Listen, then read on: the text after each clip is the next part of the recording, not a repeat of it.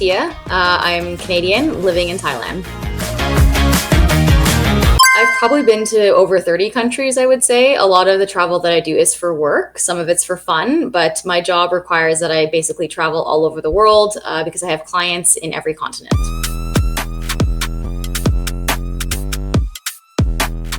I usually, to be honest, for flights, I use Google Flights. I've been using that for probably a decade now. It's just one of the fastest ways to compare multiple airlines.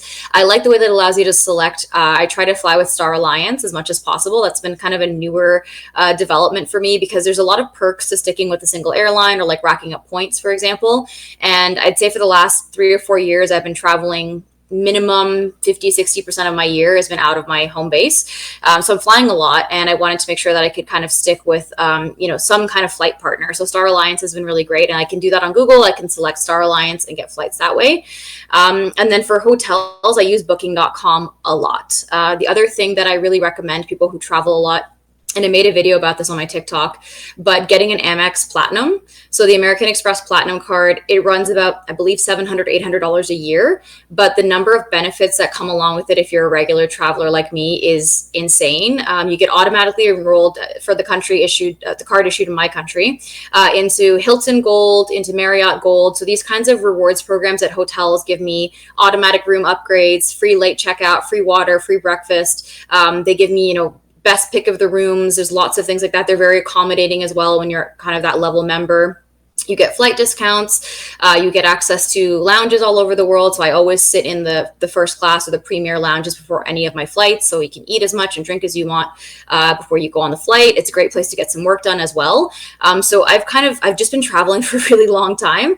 And so I've kind of found myself the specific things that I do or that I pay for, that I opt into, that just make my entire travel experience like much smoother. Looking at, length of time to visit a place as well is something really important. I think that one of the biggest mistakes that people who are planning out for travel, they don't look at how long they should be in certain places. Now, of course, you can stay anywhere for months at a time. I mean, there's always more to explore. But normally when I'm going on a trip, I will go to TripAdvisor or I'll go to another website and I'll say, okay, I'm going to this specific city, like I'm going to Amsterdam. How many days should I spend there? And like more experienced travels will be able to tell you if it's, I call it like a 3-day city, a week-long city, or like a 2-week city, right? And that's important when you're doing like a lot of trips. I mean, I sometimes go on trips for work, for example, where I have to change countries every 3 to 4 days.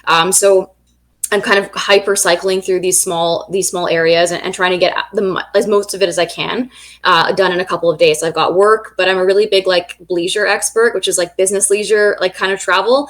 And it's the idea where like no matter what work trip I go on, I'm always finding things to do for myself in my spare time. So booking in a museum tour, going on a hike, going on a foodie tour, something else. And I think it's really important to understand, what is feasible in the time frame that you are in a city, and to have that fine balance of, yes, doing a lot, but not overloading yourself. Because especially if you're traveling in a country that you haven't been in before, or you're exposing yourself to a culture that you're not really familiar with, there's a lot of benefit that can come from just even sitting at a cafe and like having a lunch, right?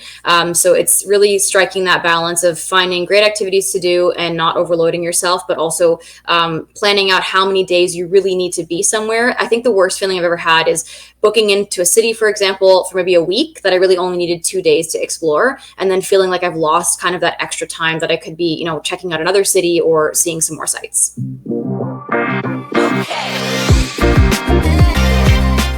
I have a very because I travel, I fly like 60 times a year. So I'm very particular now about my travel routines because I do it so often and I need there to be very minimal amounts of surprises.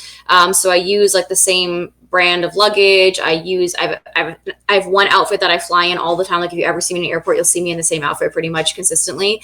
And I have packing lists. I'm a big fan of lists because I think that it helps you make sure that you have everything. And the biggest part of that, to be honest, for me, is the decrease in travel anxiety. The worst feeling is to be sitting on the plane trying to figure out oh, did I pack those shoes? Did I bring my nail clipper? Did I bring whatever else? So I try to find that balance between overpacking and underpacking. I'm looking for things that I know will be either hard to obtain in the country that I'm going to. I try to get as much detail as possible on what the climate is going to be like and what kind of weather I have to pack for. I've had to pack in a single suitcase before for 3 completely different climates, going up to 32, 40 degrees Celsius down to like, 5 degrees Celsius and everything in between. And that's quite difficult. So being climate ready and understanding the kind of weather that you're going to be exposing yourself to is really helpful, because it will ensure that you bring the right things. And with that in mind, when I am doing trips where there's going to be multiple climates, I do a lot of layering. So I pick pieces of clothes that are going to be really easy to layer on top of each other. If I'm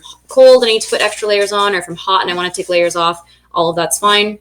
And I've been really doing like kind of focusing on the concept of like a capsule wardrobe in the past couple of years. So the idea there is really just, I've specifically been buying clothes now for 5 years on, the idea basis that I'm going to go and travel for sometimes 3 to 4 months, and I can only fit in maybe like 5 pairs of pants and 10 shirts, and they all have to kind of like mix and match. So reading a lot about capsule wardrobe, designing one for myself and making it a little bit easier. I think that a lot of people don't normally travel for 3 to 4 months at a time with just one suitcase, but that's how I live right now. So I had to get really good at understanding, what's a need that we have to bring, and what are things that can be picked up along the way that aren't super expensive, that I don't have to bog myself down with. I think the biggest one, of course, is like, even if your suitcase has a lock on it, there's still a chance that something could be stolen or it could be misplaced.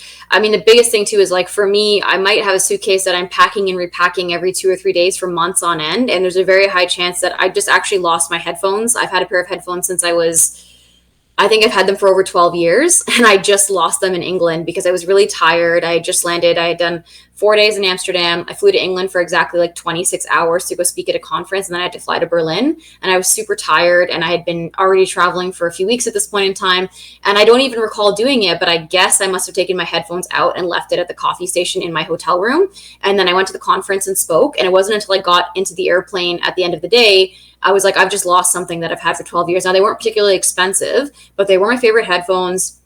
I've had them for so long. They were the only ones that I like that like fit my ears properly. And I remember being like so sad about it. And I can't imagine if that had been like a piece of jewelry or like something that was even emotionally significant to me or valuable. So that's one thing for sure. The second thing is obviously, depending on where you travel, it's not good to have things on you that are valuable. So even when I actually go home to Trinidad, where I'm from, I don't tend to wear things that are very expensive or flashy in public.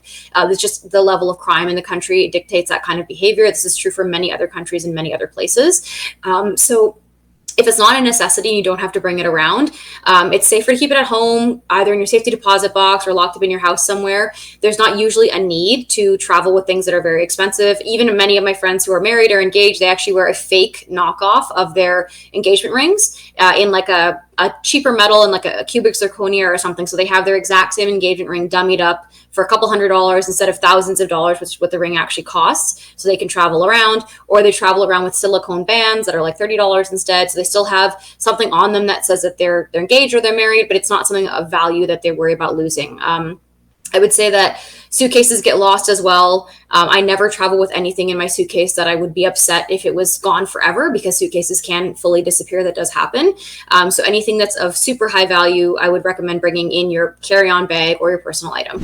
With packing too much cash, especially if you're traveling to different places, like there are specific like laws on how much cash you're allowed to have with you. So you have to be in compliance with wherever you're going. So typically this is part of your customs declaration. So even if you're flying into Canada, most countries will ask if you have, I think Canada's might be, I want to say $5,000 or $10,000 in excess of cash. And I've definitely had that problem where we've gone to conferences, and I've had friends of mine that have sold products maybe at the show or the expo, and then they have a bunch of cash and they have to actually split it amongst the employees to bring it back, because nobody can bring in all the cash themselves essentially. So it's really important to know what the rules are. And it's something unnecessary. I know a lot of people, especially I think a while ago, people thought, cash is really the best thing to travel with. And when people come to Thailand, they ask me that as well. They're like, oh, should I just bring cash?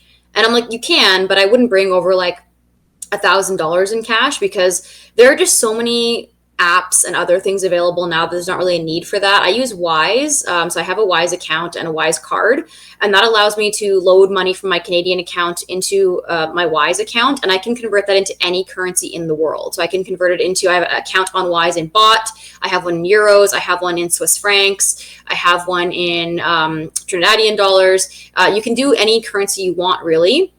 and you move money from your main currency into those accounts, and you can exchange on the dates when the rates are good, and then when you actually go to that country, you can use the Wise card to pull the cash out. So that's really the safest way. It's like a little bright green card that you can get ordered to your house and have it delivered in a couple of days. It's very secure. The exchange rates are pretty good. The fee rates are pretty good as well, and it allows you to basically have access to every currency in the world without having to carry a lot of cash on you. And it works at pretty much any ATM that you go to around the world, because it's kind of like a Visa card.